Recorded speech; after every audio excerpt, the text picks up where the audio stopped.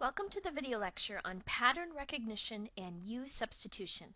In this video lecture, we're going to learn some new techniques for how to integrate functions that we wouldn't normally know how to integrate. So let's recall some of the functions that we do know how to integrate already.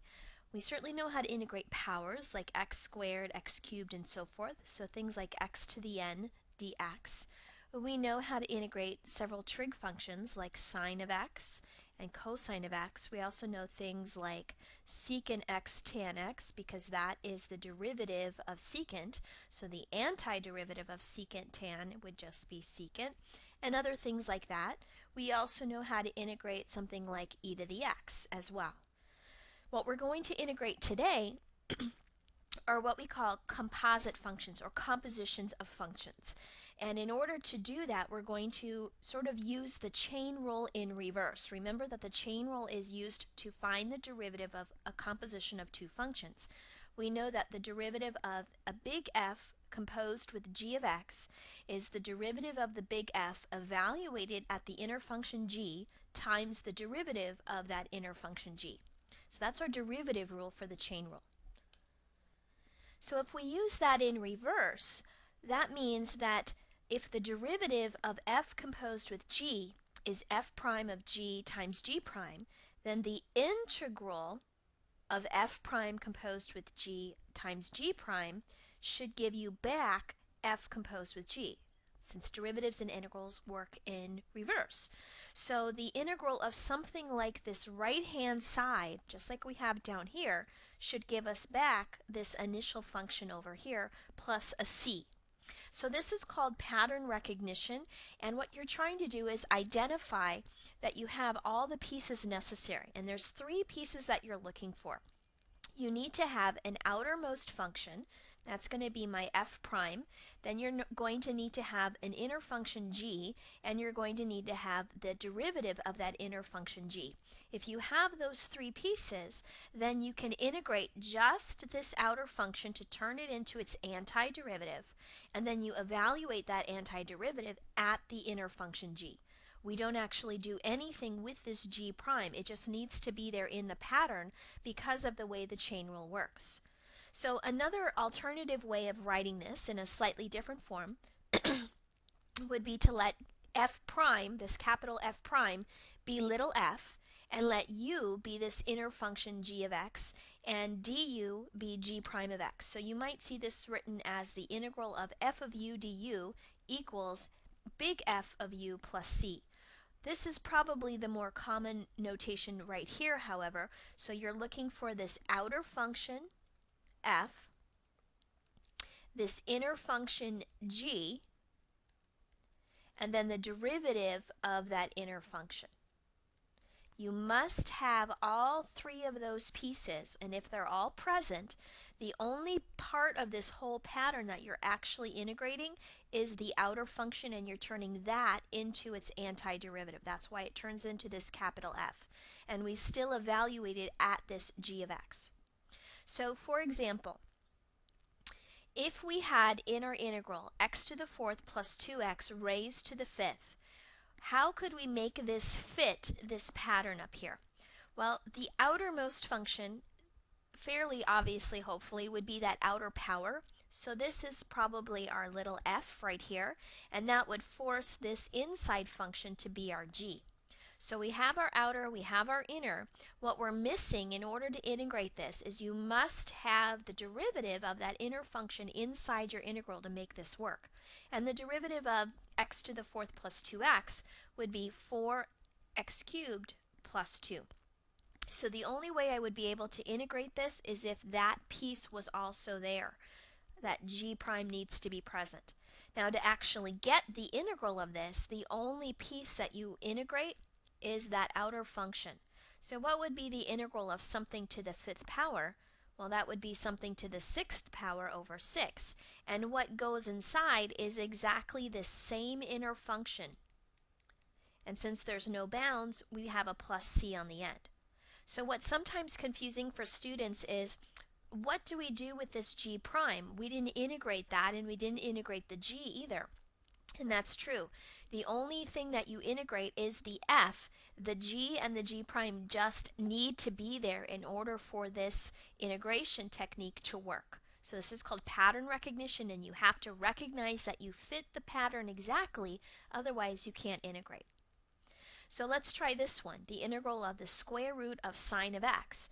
The outermost function is that square root, which is like a 1/2 power, so that's going to be my f.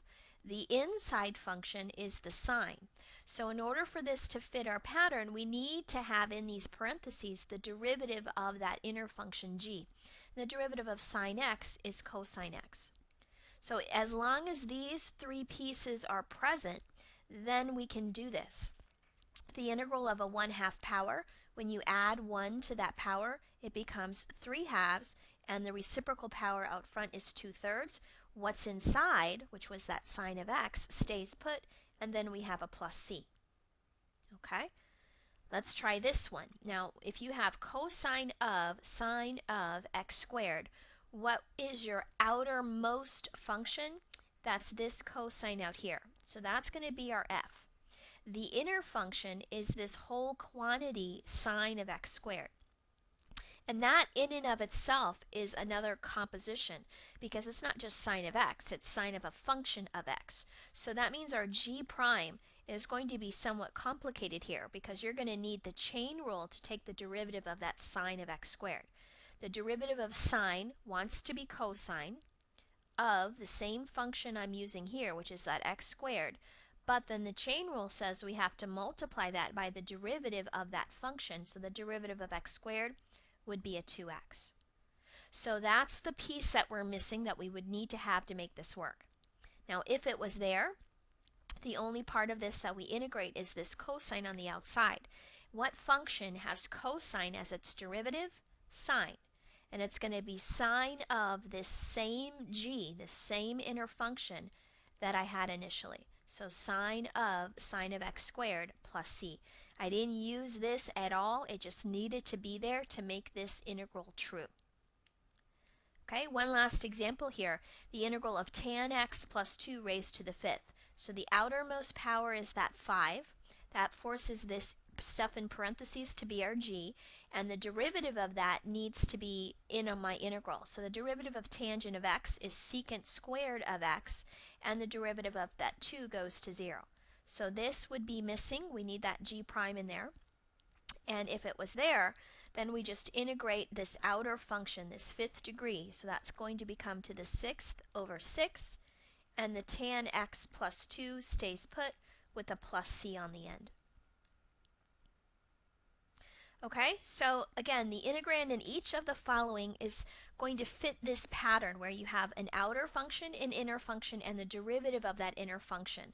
If you can identify that pattern and use that result that you just integrate the outer function, then you'll be able to evaluate the integral. And this is called pattern recognition, recognizing that you fit this particular pattern. So if we look at this example, we want to see, do we have an f, do we have a g, do we have a g prime? So the outermost function is this 4th degree, so that's going to be my f. That means this inside piece is my g, and the derivative of that wants to be a 2x, which is exactly what we have in front here. So this is my g prime. So I have every single piece that I need, which is good. That means I can integrate, and I'm only going to integrate this 4th power.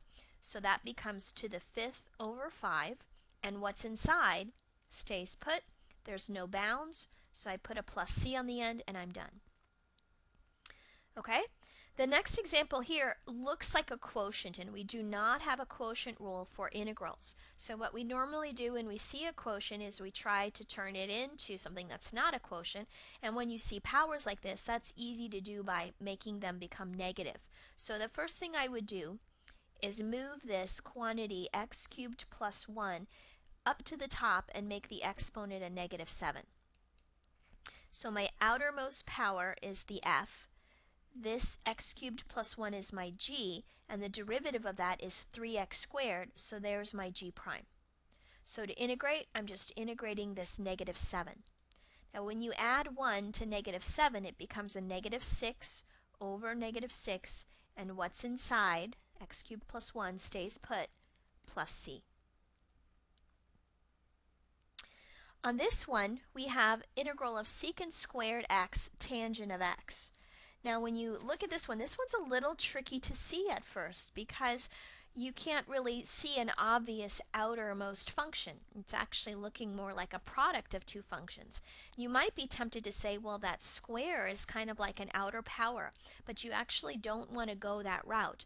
What you want to think about when you're doing pattern recognition is you need to make sure that you have that derivative, that g prime, present in your integral. Otherwise it's not going to work, and that g prime is usually the hardest part to make sure that you have correct. So when I look at this, what I want to be thinking about is what function, if it were my g, would there also be a g prime present? So which of these functions could I call g so that its derivative would also be present in the integral? And this takes experience and practice and just having done a lot of these problems to kind of recognize this. But you also need to know those derivative rules really, really well, because what you should remember is that the derivative of tangent is secant squared. So if I call this g, then secant squared x would be g prime. So what's the outermost power then? What's the outermost function? There doesn't appear to be one. So if you don't see one, then that implies that this is kind of like being raised to the first power. So the outermost power here is an implied 1. So that's going to be our f. So we have our f, we have our g, we have our g prime. So now when we integrate, we're going to integrate something to the first power, which means it becomes squared over 2. And what's inside, which is that tan x, stays put, and the plus c goes on the side. We didn't use that secant squared x at all in our answer. It just needed to be present in the integral to make it work.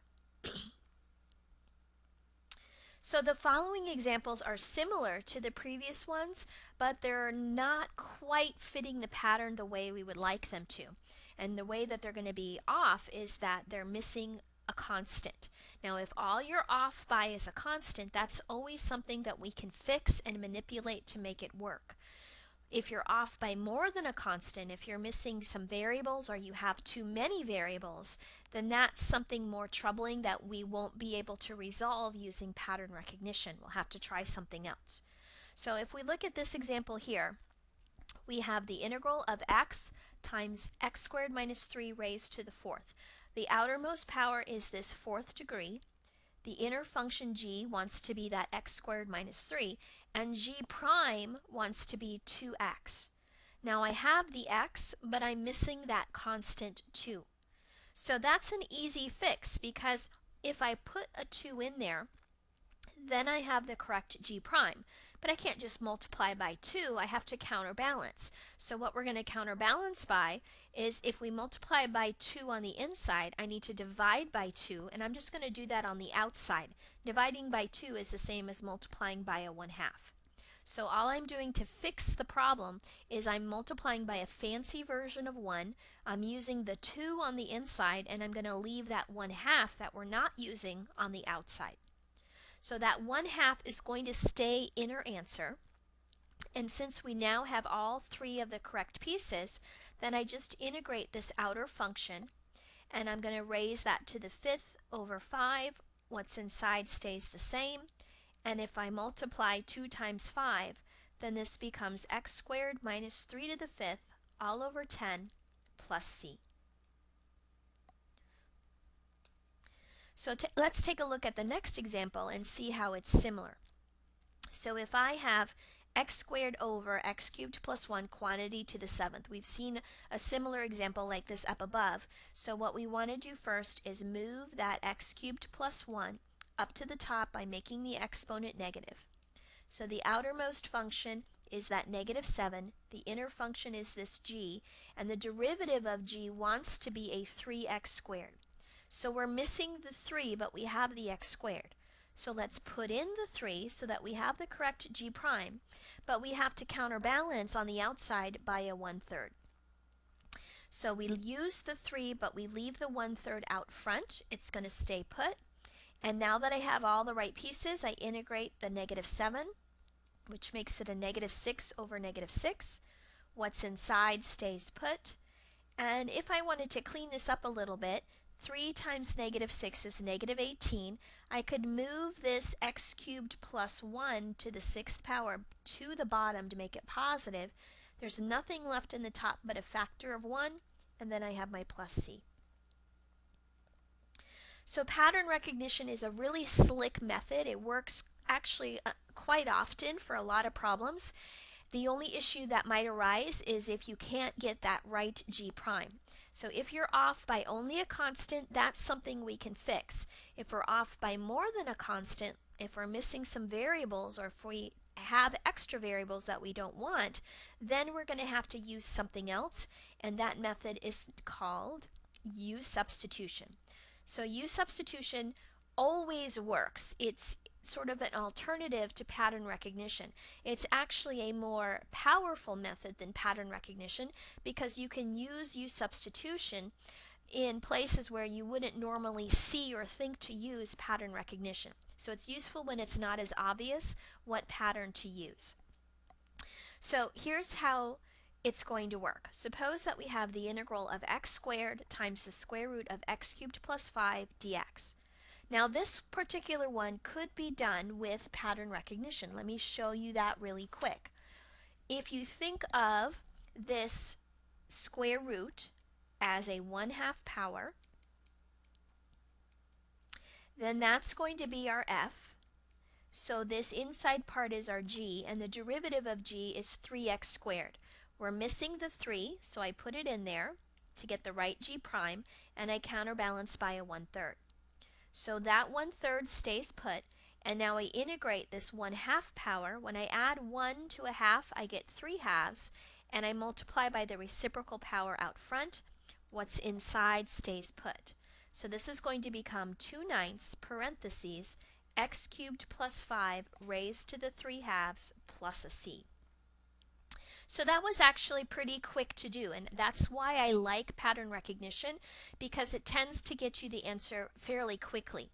U-Substitution is a little bit more involved. It takes more time, but again, it's something that you can use in places where pattern recognition might not work. So it's a little bit more powerful than pattern recognition, so it's definitely something you need to know how to use. So how you use U-Substitution is very similar to how you would assign your parts in our pattern recognition. The inner function that you would normally call g is actually what we're going to call u. So we're going to create a new variable u, and we're going to let it equal this inner function, so this x cubed plus 5. The idea behind U-Substitution is to replace every x in this integral with a u and replace the dx with a du. So how do you get du? Well, that means you need a derivative. And we're going to take the derivative like we normally would, but treat it like a differential where we split it up. So for example, if I took the derivative of this u right here, the left side would be the derivative of u with respect to x, or du dx, and that derivative wants to be 3x squared. So just like we do with differentials, we're going to split this up and move the dx over to the right side. So when we do this du and dx stuff, we're going to take the derivative on the left side like we normally would. The derivative of u wants to be a 1.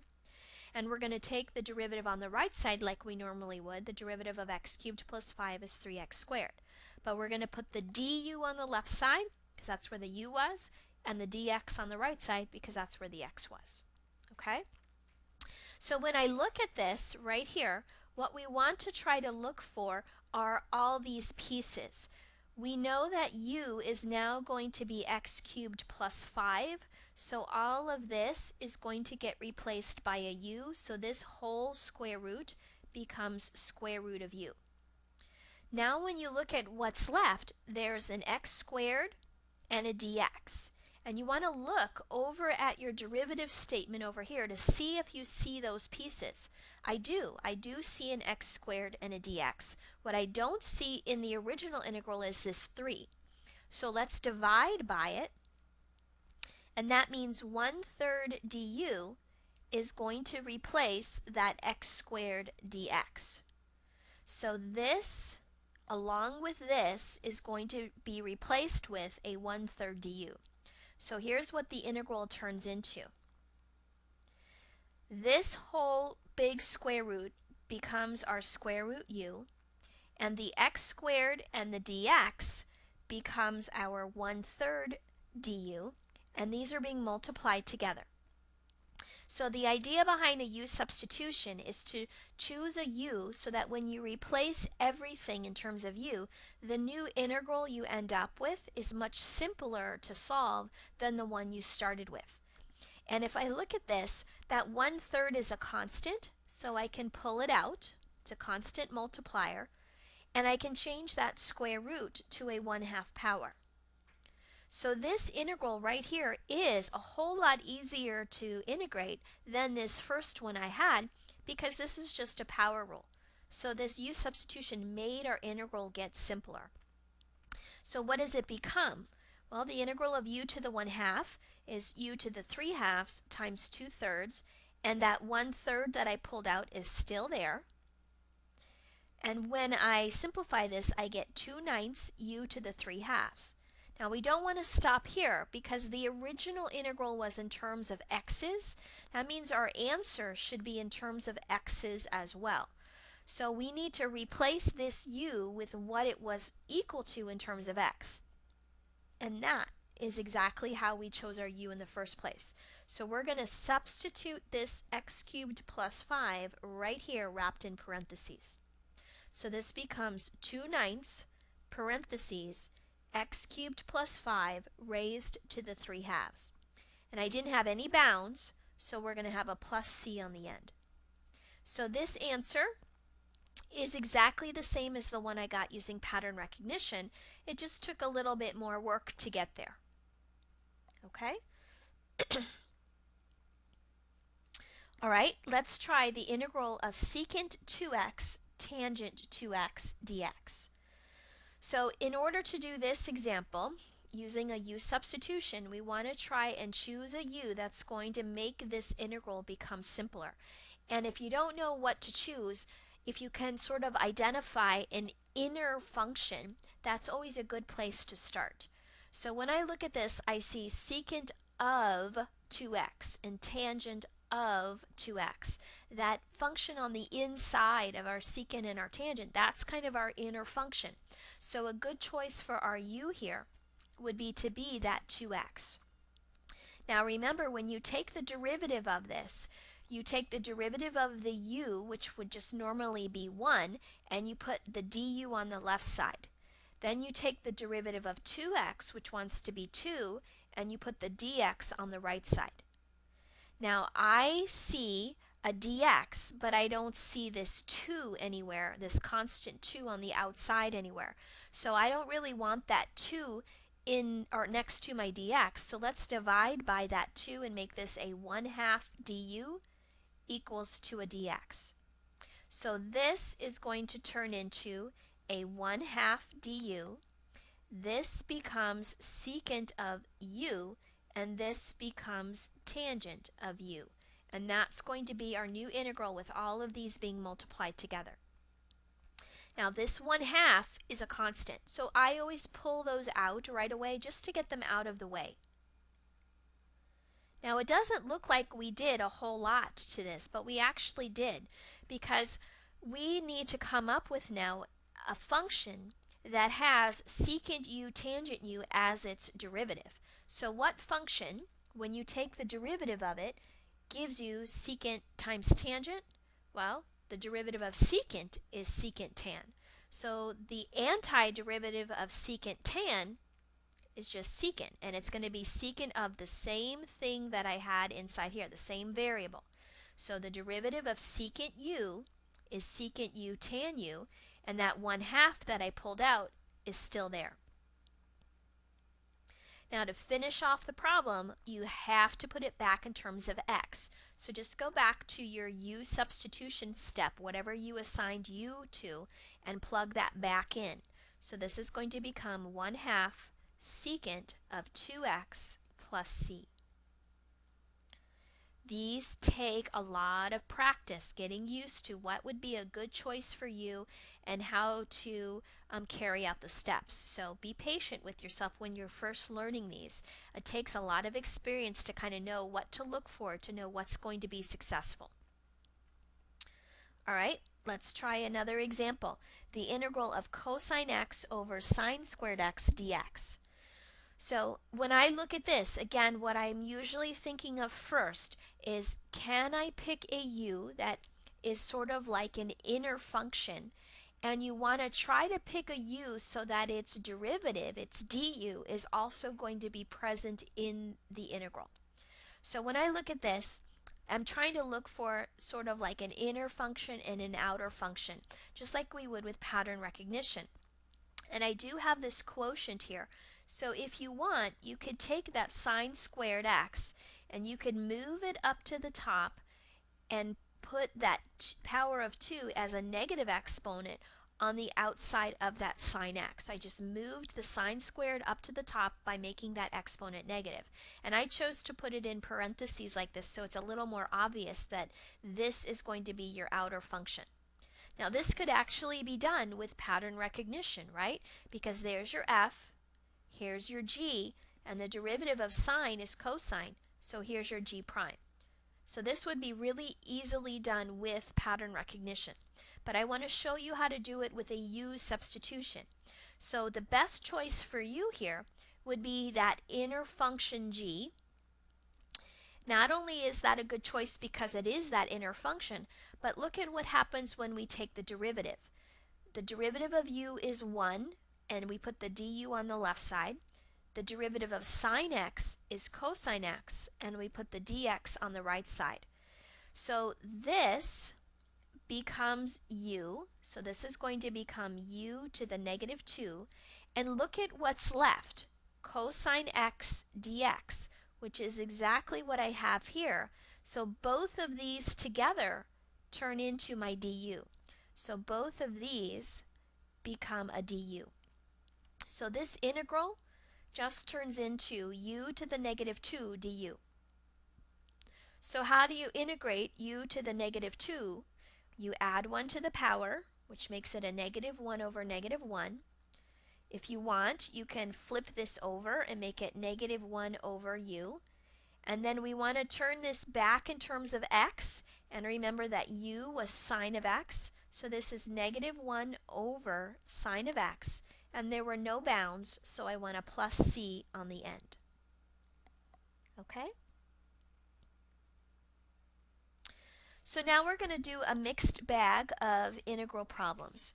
So if we look at this first one, we want the integral of 2 pi x times parentheses 8 minus x to the 3 halves. So when you look at that, it's really a product inside there. It's 2 pi x times parentheses 8 minus x to the 3 halves. We don't have a product rule for integrals, so we need to somehow undo this product and get rid of that product. Now the first thing I see when I look at this is this 2 pi. That is just a constant, and it's a messy one. So let's get it out of here and pull it out front. It's just a constant multiplier, and you're allowed to pull constants out front of your integral. So if I get that out of the way, then it's a little more obvious maybe what we want to do here. We can undo these parentheses and this product by just distributing our x across. So this becomes 8x minus x raised to the, this is an x to the first, and when you multiply similar bases, you get to add the powers. So 1 plus 3 halves is going to be 5 halves. So this is what we have now, and each of these now is just a power rule, so I can integrate right away. So the integral of 8x, the 8 stays put, and x becomes x squared over 2. The integral of x to the 5 halves, when I add 1 to that power, 5 halves plus 1 is 5 halves plus 2 halves, which is 7 halves, with a 2/7 out front. I have a plus c. I'm just going to leave that off to the side. You don't even need to put that in the brackets. We are going to distribute this 2 pi across. You don't need to distribute the 2 pi to the c because that just turns it into a new c. And we don't know what this constant is. It just represents all of the possible constants that could be there. So just leave that plus c on the side. When I distribute, this 2 and this 2 cancel out, so I get an 8 pi x squared. And then 2 pi times 2 is 4 pi x to the 7/2 over 7 with that plus c on the side. Notice that on this problem I didn't need pattern recognition. I didn't need a U-substitution. There wasn't any sort of outer function at all. We were just able to distribute that x across the parentheses and turn these into a bunch of power rules. Okay, let's try this next example. So on this one, there does appear on first glance to be an outer function, that square root.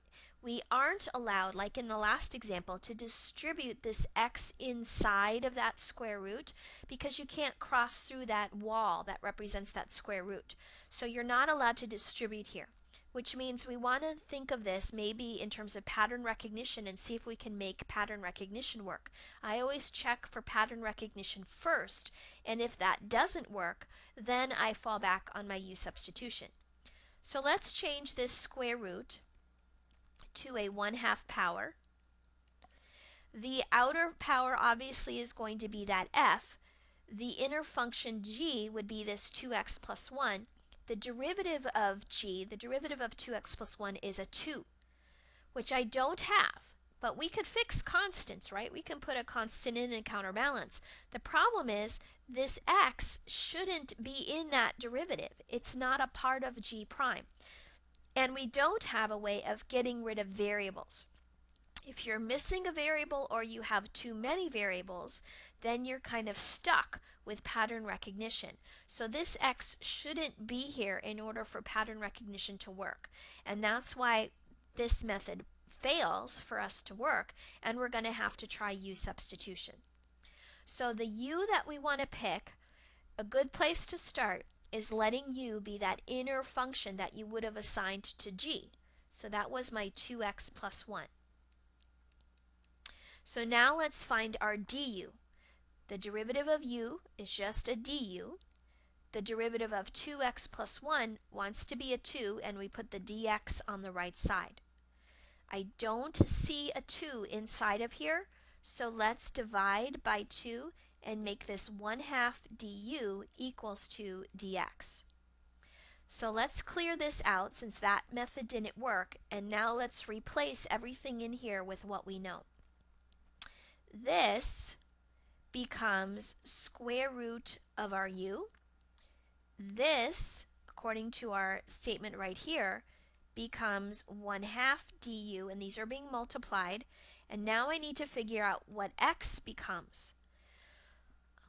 What is it? Do I know? I don't know yet. So we need to look back over here and see if we can figure out a way to find out what x is. And remember, when you're doing a U-substitution, everything in this new integral has to have u's in it, no x's.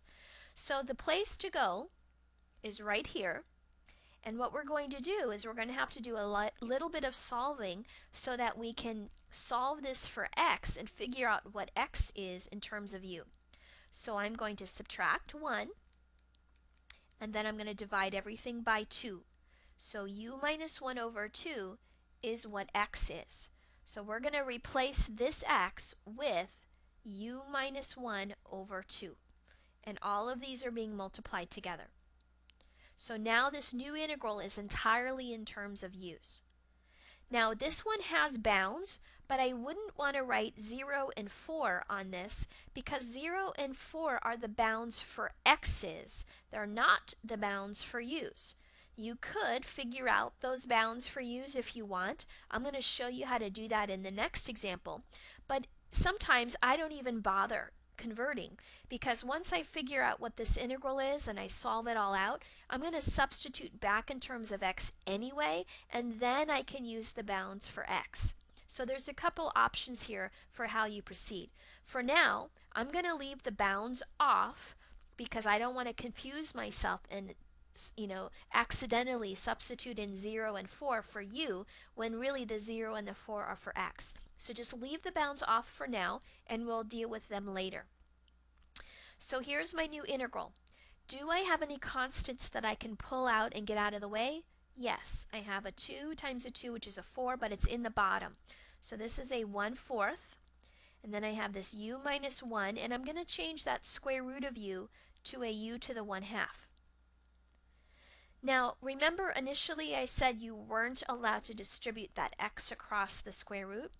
Well, now that we've changed things up, you are allowed to distribute. We can distribute this u to the 1/2 across inside of our parentheses. And that's what we want to do. U to the first times u to the 1/2 becomes u to the 3/2. And 1 times u to the 1/2 is u to the 1/2. And just leave that du on the side. So by distributing across, I now have two power rules. So this is going to become 1/4. I'm going to write brackets here. The integral of u to the 3/2, when I add 1 to the power, it becomes 5/2 with a 2/5 out front. And then u to the 1/2 becomes 3/2 with a 2/3 out front. And I'm going to go ahead and distribute this 1/4 across. So 1/4 times 2/5 becomes 1/10 u to the 3/2 minus 1/4 times 2/3 becomes a 1/6 u to the 3/2. Whoops, this should have been a 5/2. That's a typo on my part. And now that I have it all integrated, my integral is now done. Now I want to resubstitute back in terms of x. So go to this box right here. Now I'm going to replace both of these u's with this expression in terms of x. So this becomes 2x plus 1 to the 5/2 minus 1/6 2x plus 1 to the 3/2. Now this one had bounds, so we don't want to put a plus c on it. We're going to use our bounds now, and these are the x bounds, which I can use because I've already substituted back in terms of x. So what do we get if we plug in 4? 2 times 4 is 8. 8 plus 1 is 9. So this will be 9 to the 5/2 divided by 10. And then this will also be 9, but it'll be 9 to the 3/2 divided by 6. And then I want to subtract from that, use parentheses here, whatever I get when I plug in 0. 2 times 0 is 0. 0 plus 1 is 1. 1 to the 5/2 is 1.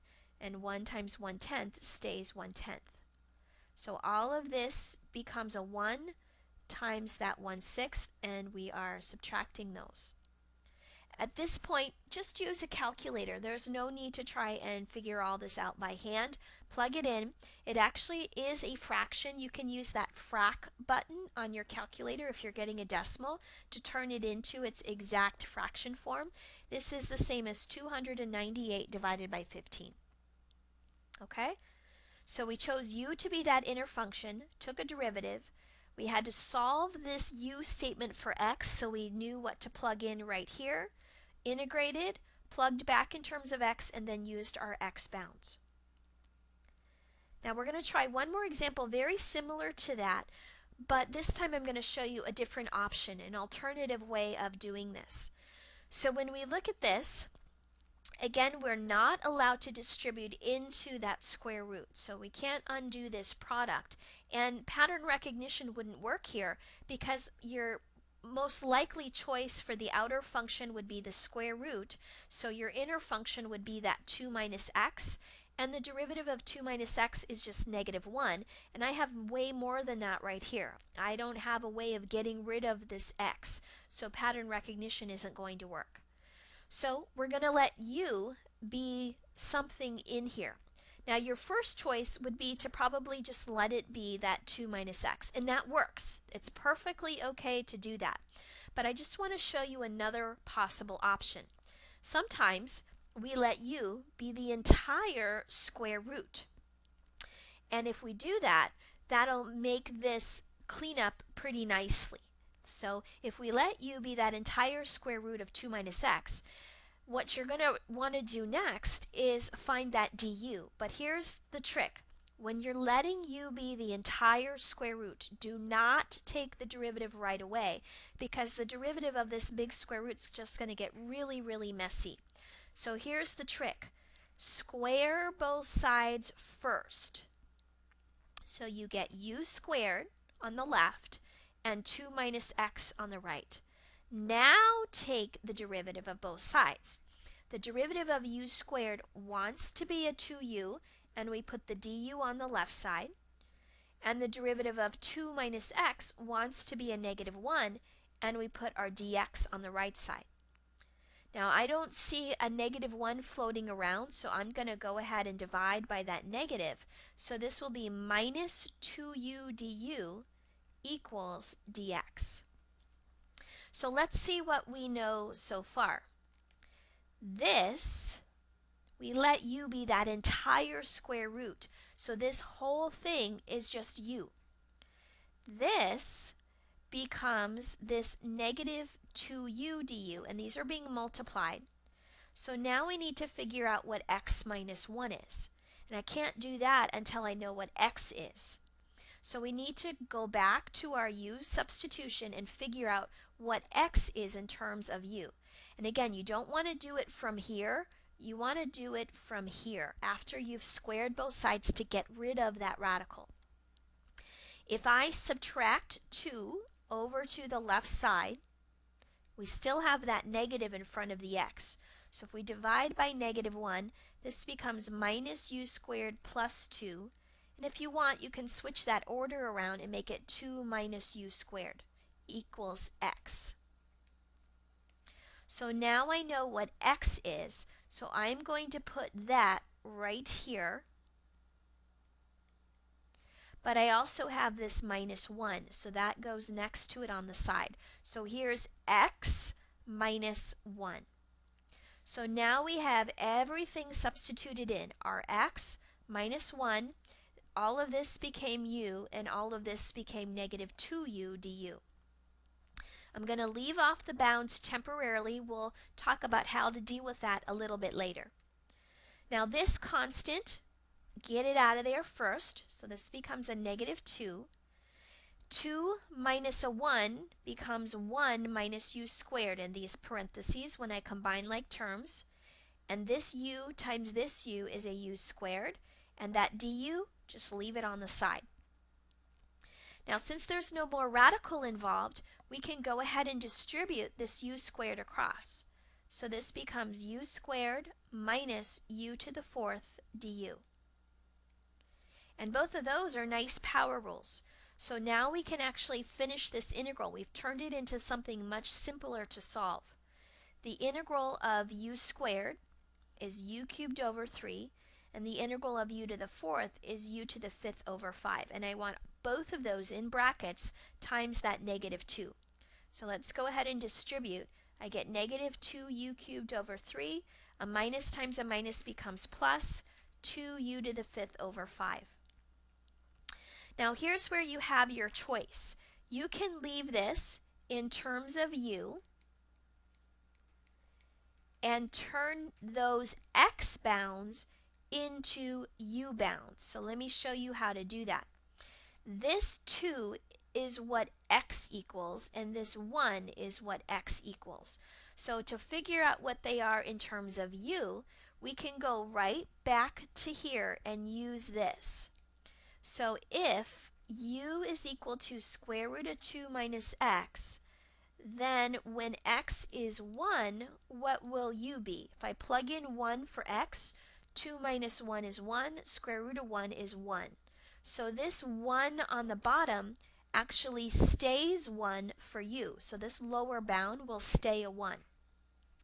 Now let's see what happens when we plug in 2, this upper bound for x. Well, 2 minus 2 is 0. Square root of 0 stays 0. So this upper bound actually becomes a 0. Now, those are kind of backwards from what you would expect, because normally we like to have the lower bound or the smaller number on the bottom in that lower bound position and the bigger number on top.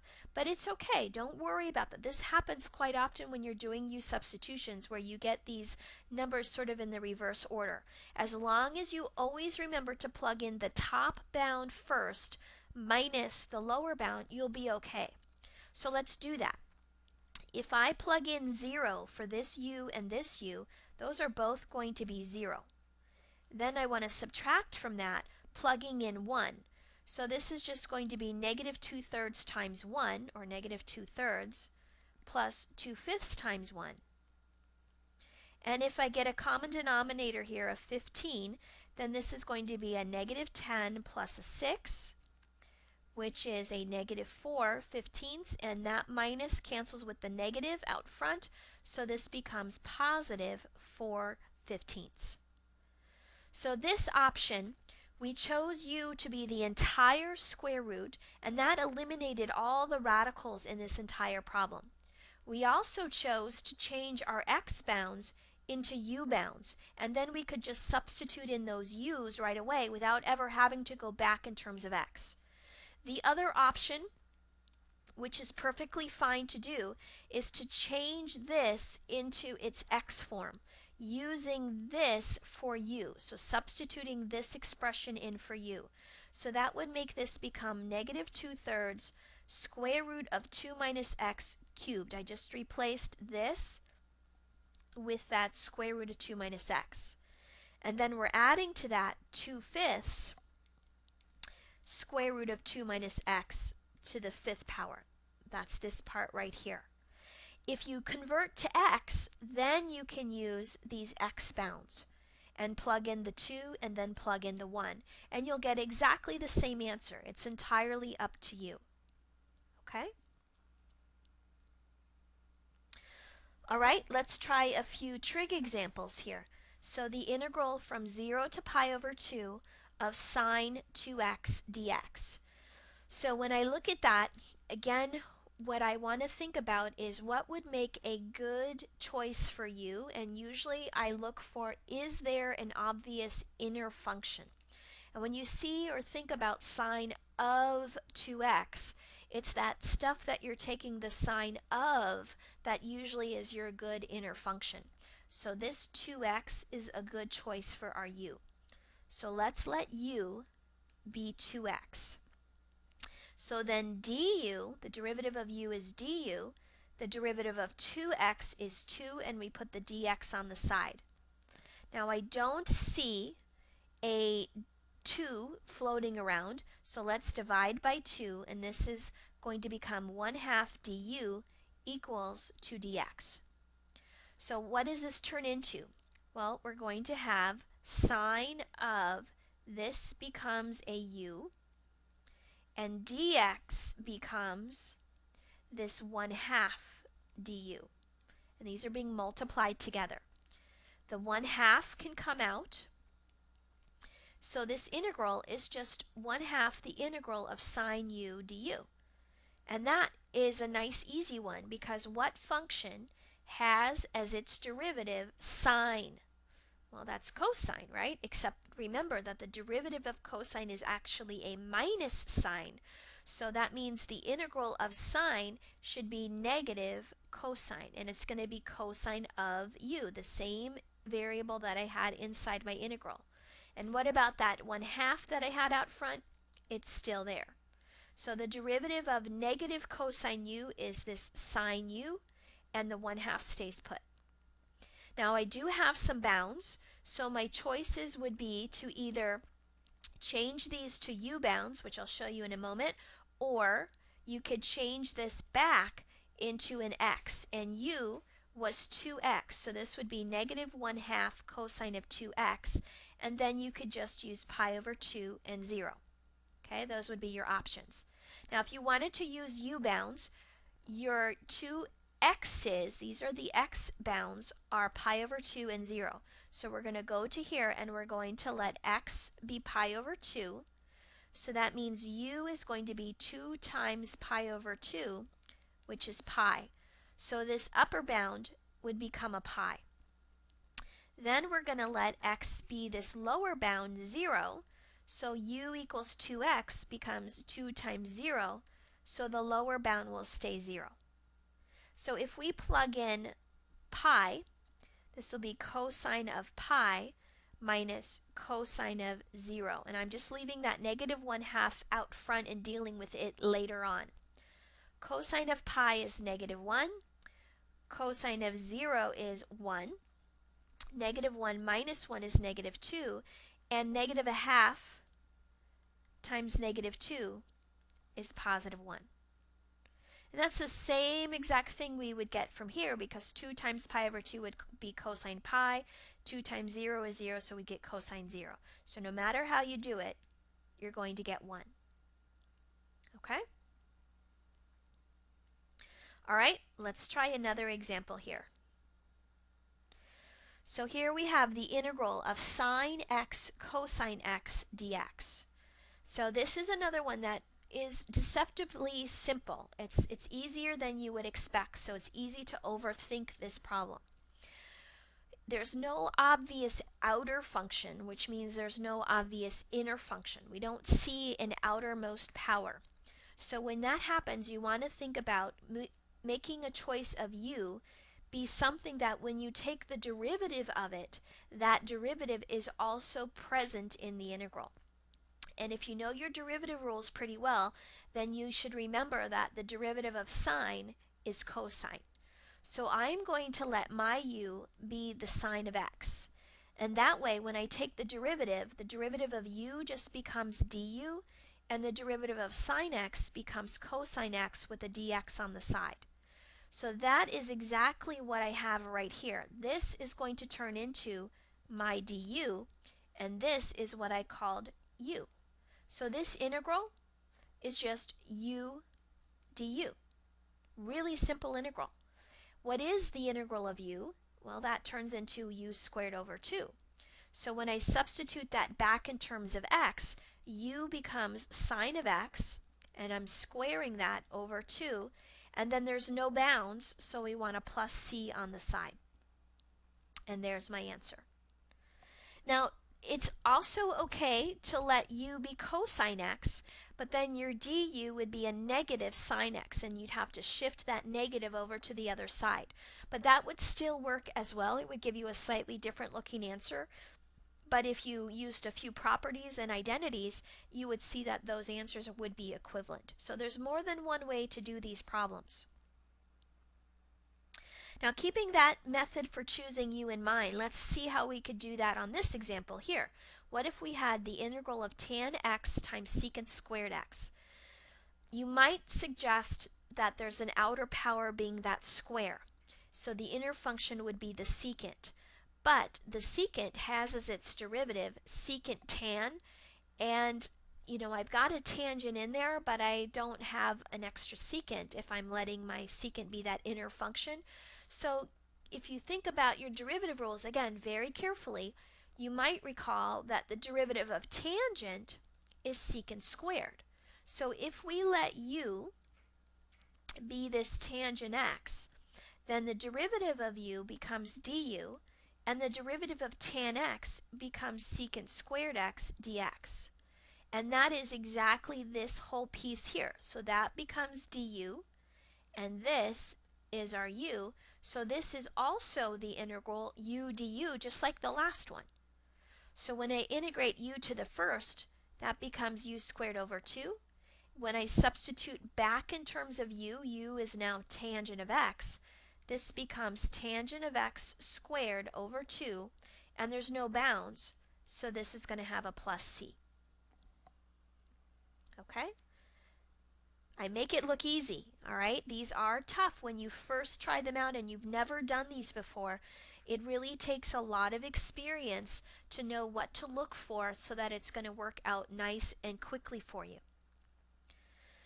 Okay, let's try and compare the difference between pattern recognition versus U-substitution.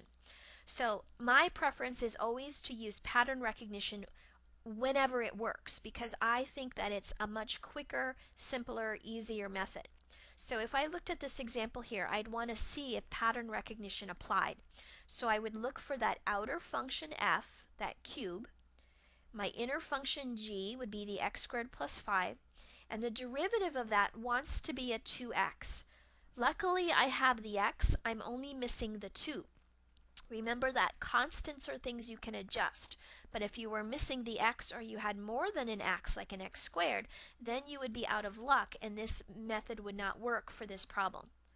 So since I'm only missing a 2, let's put it in so that I have the right g prime and counterbalance by a 1/2. So I have all three pieces. The 1/2 is going to stay put, and the only piece that I actually integrate is that outer cube. And the integral of a cube becomes a 4th over 4, and what's inside stays inside. So this is x squared plus 5 to the 4th over 8. There's no bounds, so there's a plus c on the side.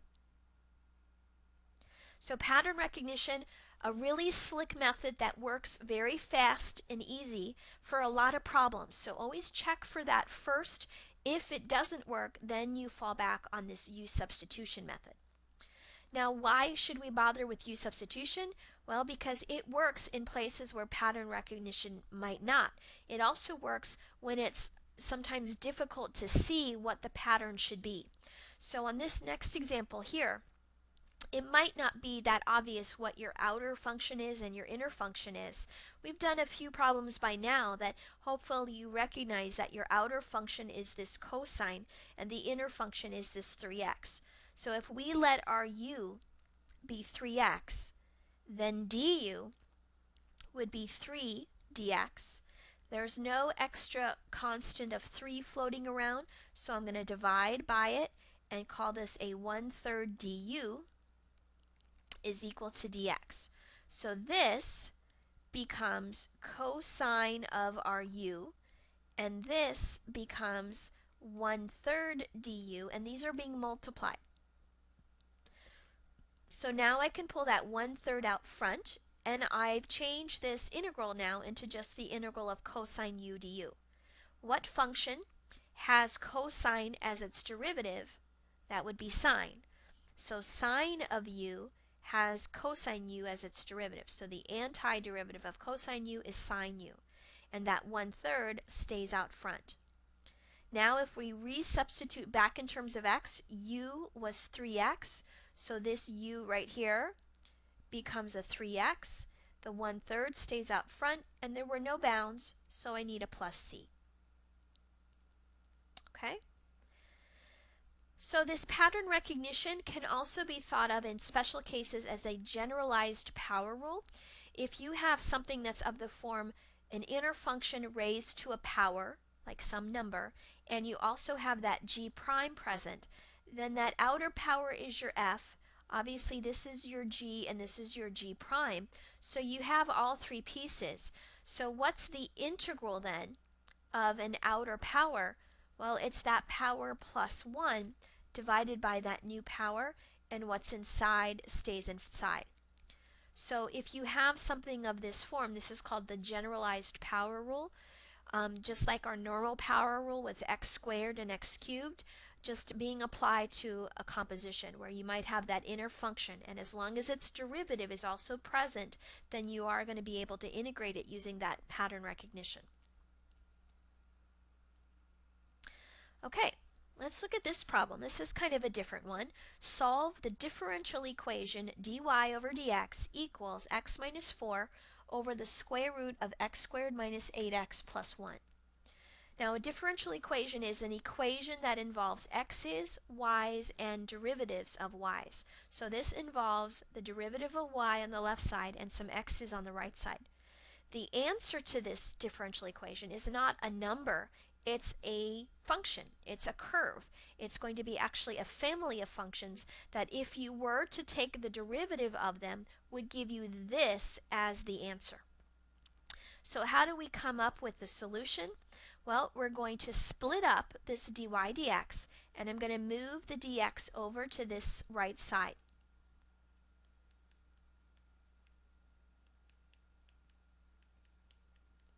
And I'm going to integrate both sides, because if I want to come up with what the original function y is when I'm given its derivative, I need to go backwards once, and that's what integrals do for me. They allow me to go backwards from a derivative back to the original function that I started with. So the integral of dy is just a y, since the derivative of y would be dy, okay? On the other side, we need to integrate this messy stuff. So the first thing I see is that big square root, which I don't like, and the fact that it's in the denominator. So let's take this x minus 4, wrap it in parentheses, and then I'm going to take this x squared minus 8x plus 1, move it up to the top with a negative exponent, and make it a negative 1/2 power. Now, if it's going to fit that generalized power rule, or in other words, pattern recognition, then this would probably be my f, this would be my g, and the derivative of g wants to be a 2x minus 8. So g prime wants to be 2x minus 8. And that isn't what I have here. But if you think about it a little bit, 2x minus 8 is 2 times x minus 4, which is good news for us because I have the x minus 4, I'm just missing the 2. So if we put the 2 in front, then this is now g prime, and I have to counterbalance by a 1/2. So the 1/2 will stay put, and I have all 3 pieces that I need, so I just integrate this outer function. What's inside will stay inside, and a negative 1/2 plus 1 becomes a positive 1/2 times the reciprocal. That 2 cancels out my 1/2, so this is going to be x squared minus 8x plus 1 to the 1/2, which is really just a square root, and we want that plus c on the side. So the curves that are solutions to this differential equation are these square root curves right here. And what this means is if you were to take the derivative of this equation, you would get back this rule over here. And you could double check that if you wanted to.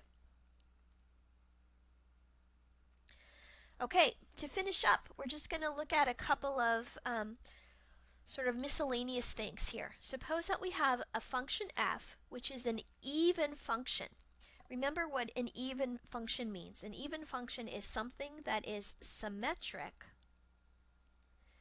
over the y-axis. So that means it might look something like, kind of like a parabola or something like that. Okay? So what do you think is going to happen if I integrate this function that's even from negative a up to a? Well, negative a would be over here, and positive a would be here. Since this is a symmetric curve, you know that what's on the right side of that y-axis is identical to what's on the left side. So this area, which is what this integral is representing, is equal to this area over here.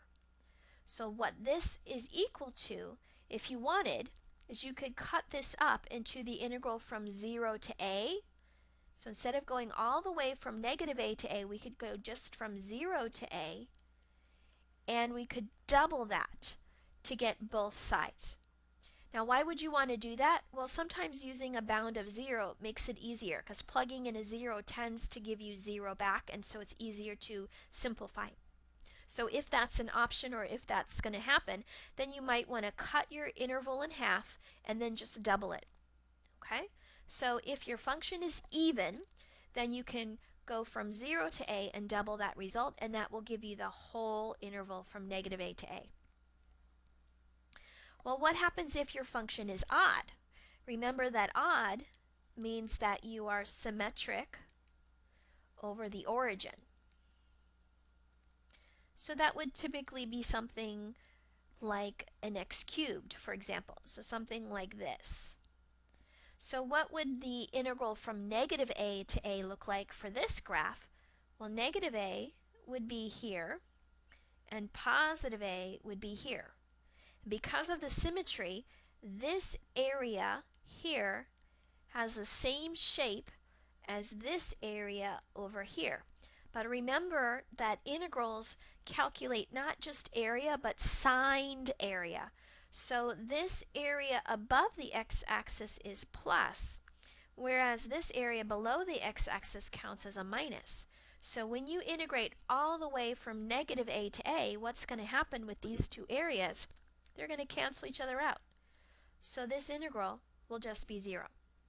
So that's a nice time saver. If you know that you're integrating an odd function over a symmetric interval, then you can just say that that answer is going to be 0 without actually having to do the integration. So for example, the integral of cosine x from negative pi over 4 to pi over 4. Well, the integral of cosine, you should know that that looks like this. And pi over 4 would be right about here. And negative pi over 4 would be about here. So is this an even or an odd function? Well, this is an even function because we are symmetric over that y-axis.